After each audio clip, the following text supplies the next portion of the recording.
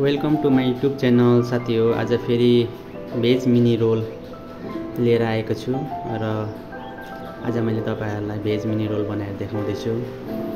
र सबैभन्दा पहिले हामीले क्याप्सिकम, क्याबेज, क्यारेटहरुलाई काटेर यसलाई मजाले परिभुटेको छौं, गार्लिक लगाएर अलिक छलेर भुटेको छौं र यसमा सिजनिङ गरेर मजाले फेरि यसलाई मजाले मिक्स गरेर मजाले भुट्ने हो।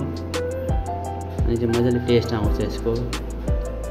र हेर्नुस् मजाले हलाउँदै चलाउँदै भुट्नुपर्छ र अब यसलाई हामीले ठन्डा गरेर राख्नुपर्छ।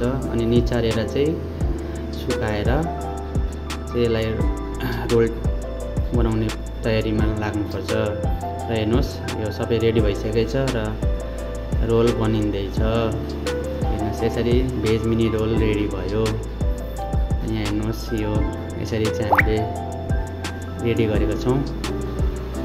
र हेर्नुस् कति राम्रो चिटिक्कै यसरी रेडी भइसकेको छ। र हामीहरू अब फाइनली हामीले यसलाई फ्राई गर्नु, डिप फ्राई गर्नुपट्टि लाग्छौं। डिप फ्राई गर्नुपर्छ, स्लो फ्लेममा डिप फ्राई गर्नुपर्ने हुन्छ।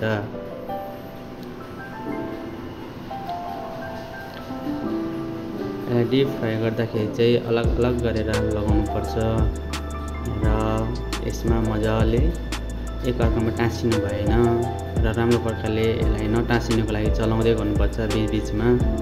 र राम्रो प्रकारले राम्रो ब्राउन कलर आउनुपर्छ अनि चाहिँ राम्रो देखिन्छ र यसको टेस्ट पनि राम्रो छ, राम्रो भएको छ। हेर्नुस् ब्राउन कलरमा आयो है।